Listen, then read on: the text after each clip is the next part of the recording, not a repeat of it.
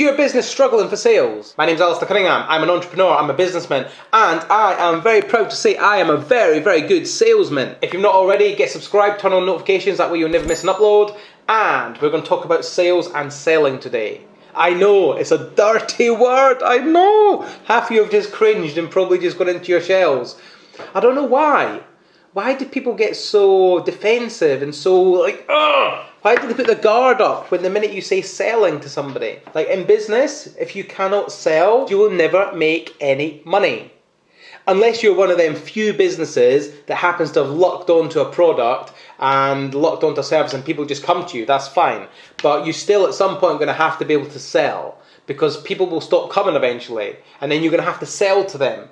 Two most important skills in business, I really believe this. Sales, marketing. If you cannot market, nobody will know who you are. Nobody will come to your business.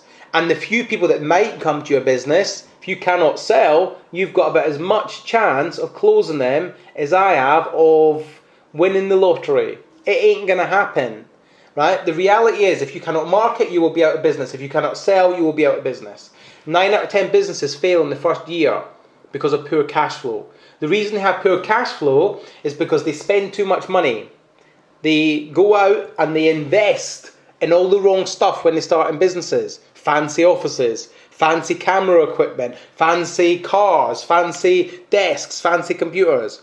The reality is you don't need it. The reality is you can make do with what you've got until you start making some money. Get good at selling. The money you're making from selling, you then reinvest into your business.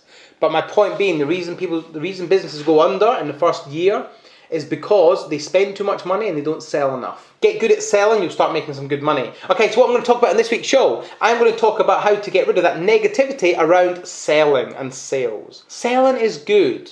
And the reason being is it keeps people in employment. It keeps the economy going. Everyone wants to buy stuff. You're giving people what they want. If the product's good, why not sell it? If you're proud of your product, sell it. The reality is this, most people cannot sell.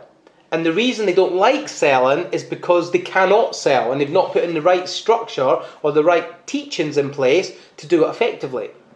So over this video, I'm going to talk to you about a lesson I got many, many years ago from a very successful salesperson in Dallas in Texas. I went out to Dallas in Texas to do a week-long training course with a company I used to be a franchisee for. And a lot of that week was focused on selling. One of the things they always taught us is features tell, benefits sell. So a feature is something that is built in the factory. The benefits of how it makes my life easier. Now relate that to your business, whatever that may be. The feature is what happens, is what the product does, what the product is. The benefit is how is it going to affect the end user. So you need to get into the habit of talking about the benefits of what you sell as opposed to the features, because people don't actually care about the features that much. They care about how it's going to help them. You need to understand, consumers are quite a selfish bunch. The reality is most consumers are very, very selfish. They don't give a rip about like your business. They don't give a rip that you've been in business for 40 years. All they really want to know is what's in it for me, God damn it. Just tell me, what's in it for me? How does your product help me? And that brings me on to storytelling.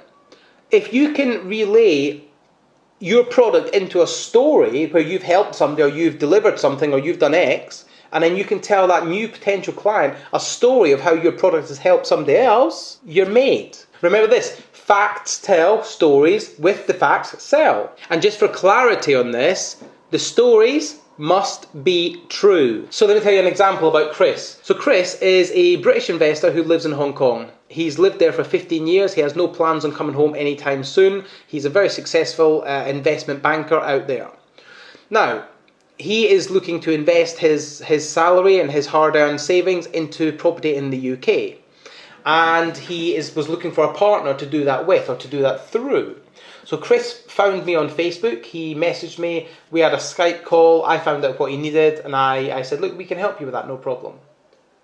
The reality is this, Chris is a busy, cash-rich, wealthy investor who does not have much time on his hands. He lives a long way away from the UK, so he's got no real interest in coming to the UK, or he doesn't even have the time to come over to spend a week looking at property. So for us, Chris is a great investor. And for Chris, we're a great partner because we're doing what we've said we would do. So how can I relay that to my customer? Well, I would tell them the story of Chris, and I'll tell them sort of how I met Chris and how we helped Chris. The facts of my business are this. They're actually quite boring. But if you can tell a story about how your business has helped somebody else, you will engage far more people. Every business out there can do this. Every business. Even commercials on TV. Every single business can do this. Stories with facts sell. Guys, remember, features tell, benefits sell. Stories sell, facts tell. Remember that? Hope you found that useful. Catch you next time.